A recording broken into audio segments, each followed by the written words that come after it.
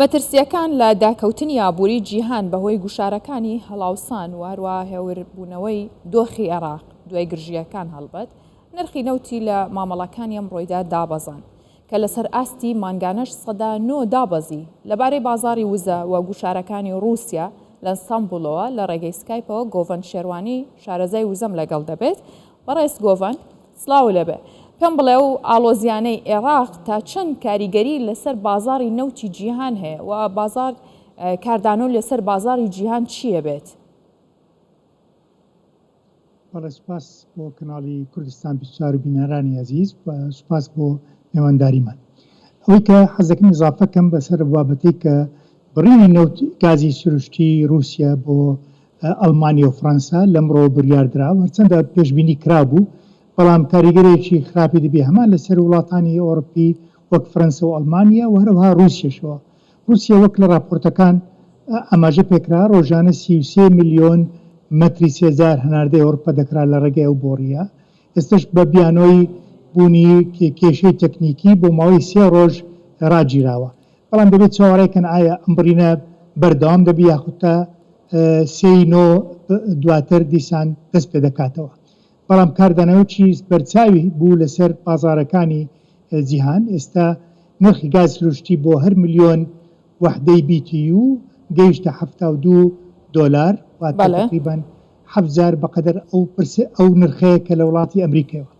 بەنسبەت عێراقەوە جێداخەوە دوو وڵاتی گەورە کە یەدەگێکی بەرچاویان هەیە لە گاز سروشتی زەرمەند دەبن لەو بابەتە و سوودمەند نابن لەم دەرفەتە کە استفادە بکەن لە بەرزبوونی گازی سروشتی لە جیهانەوە.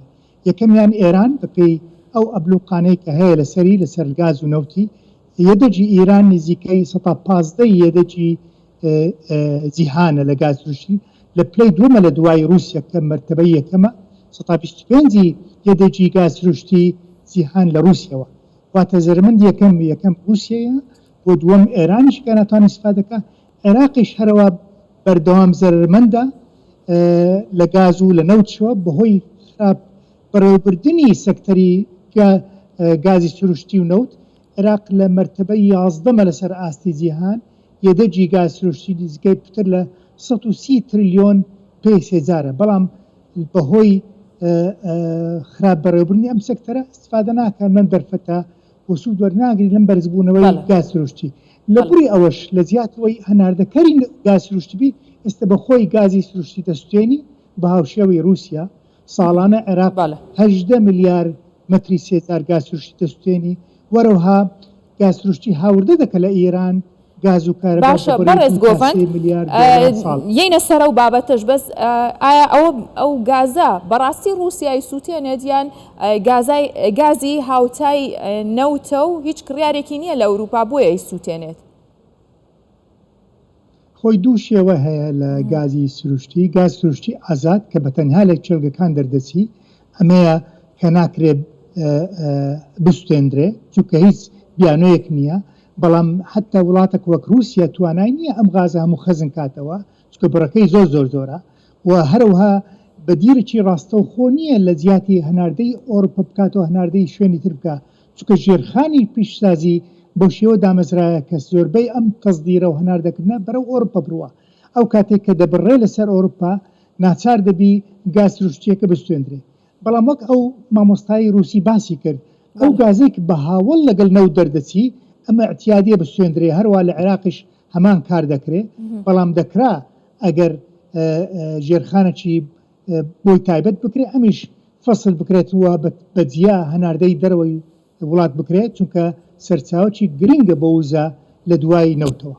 باشە بەڕێز گۆڤەند نۆژەنکردنەوەی بۆری نۆردستریم 1 کە رووسیا ڕایگەاندووە بەهۆی نۆژەنکردنەوەکەی گازەکەی ڕاگرتووە ئەمە بیانووە و یان بەڕاستی پێویستی بە نۆژەنکردنەوەی واتە گومانەکانی ئەوروپا لە جێ خۆیەتی پێیان وایەکەوە وەکو فشار و کارتێکی فشار بەکاریەهێنێ.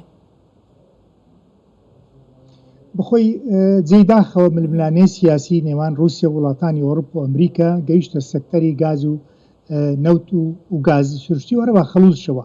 بەڵام ئەوەی کە باز دەکرێت رووسیا داوای هاوکاری تەکنیکی کرد لە وڵاتەی وەک کەنەدا بۆ نۆژەنکردن و نوێکردنی ئەم پمپانێک کە تایبەتن بە گازی سروشتی بەڵام بەهۆی ئەو ململانە سیاسی کەنەدا بەپێی تەسریحەکەی رووسیا ئەم نۆژەنکردنەوەی دوای خست و ئەو پمپانێک کە نوێ کراوەتەوە یاخود تازە بە تەسنیع کراوە هەناردەی رووسیای نەکرد وەک بەشێک لە فشاری ئابووری سەر رووسیا بۆیە رووسیا ناچار بوو بە خۆی هەوڵ بداتن بۆ نۆژەکردنەوەی ئەم پمپانە کە تەکنۆلۆژیاکی زۆر پێشکەوتووە ڕەنگە وەختێکی دەخایێنێتن بەڵام وەک باسمان کرد ئێستا دەبی چاوەڕێکەن تاسەینەوە و بابزانین ئەم بڕینەی گاز سروشتی تەنها کاتێ یاخود بەردەوام دەبی.